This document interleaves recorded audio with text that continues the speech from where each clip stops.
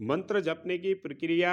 मंत्र में जो शक्ति होती है वह वस्तुतः प्रभु की ही शक्ति होती है। वास्तव में भिन्न भिन्न मंत्रों की शक्ति के भिन्न भिन्न स्तर होते हैं और प्रणव मंत्र ओंकार नाद ही आदि शक्ति है। वस्तुतः श्री ब्रह्मा श्री विष्णु एवं श्री शिव का उद्भव ब्रह्म शक्ति से ही हुआ है और प्रणव अर्थात ओंकार नाद ब्रह्म की ही ध्वनि है। अतः वह शब्द रूप में भगवान है। इस ब्रह्म शक्ति को प्राप्त करने के लिए वेदों का अध्ययन करने वाले योगी प्रयत्नशील रहते हैं, क्योंकि वेदों के सभी मंत्रों में गोपन रूप से शक्ति सन्निहित रहती है। मनुष्य अपने जीवन में पाप पुण्य दोनों करता है, किंतु पुण्य ही उसके जीवन को सुखी बनाता है। वास्तव में शक्ति और पुण्य प्राप्त करने के लिए ही मंत्र साधना की जाती है। वस्तुतः योगाचारी साधक मंत्रोच्चारण अथवा मौन जप करके मंत्र के अर्थ का चिंतन करते हैं और साथ ही एक निर्दिष्ट संख्या एवं समय सीमा तय करके मंत्र जपते हैं। मंत्र जप के कितने ही स्तर होते हैं जो कि ब्रह्म और आंतरिक होते हैं, जैसे कि परा, पश्यंती, बैखरी, उपासु, उपांशु और खेचरी। वास्तव में अनेक धर्मों के ग्रंथ काव्यात्मक छंद में रचित हैं। इन दिव्य ग्रंथों को पढ़ने से भी मंत्र साधना के समान फल प्राप्त होता है।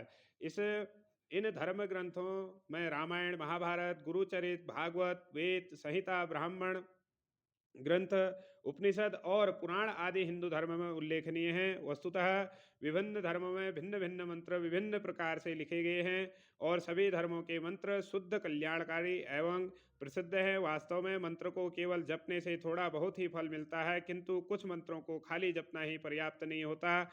जिस प्रकार योग एक क्रिया है, उसी प्रकार मंत्र जप भी एक प्रक्रिया है।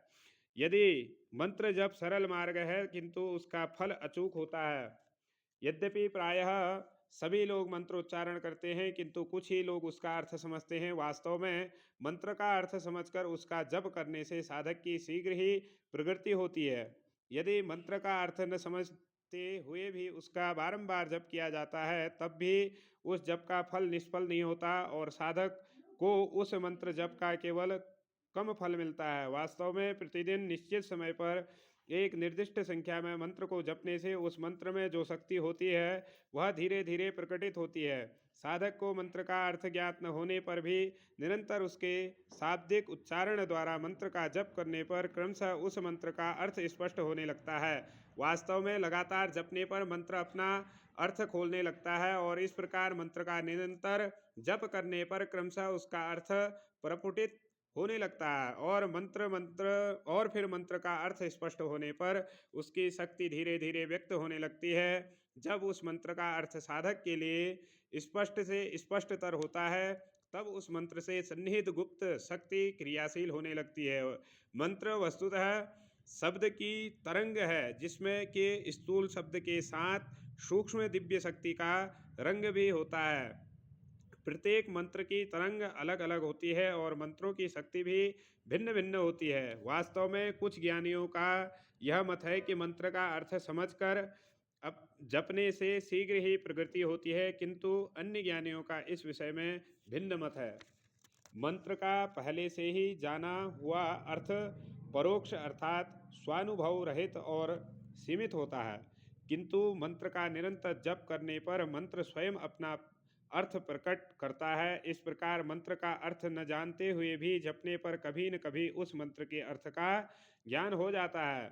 वस्तुतः मंत्र से अर्थ का उत्पन्न होना एक प्रत्यक्ष अनुभव अर्थात स्वयं के अनुभव पर आधारित होता है। वास्तव में मंत्र में जो शक्ति होती है वह शक्ति मनुष्य में भी होती है और मंत्र में गुप्त रूप से निहित वह शक्ति मंत्र की साधना से जागृत हो जाती है।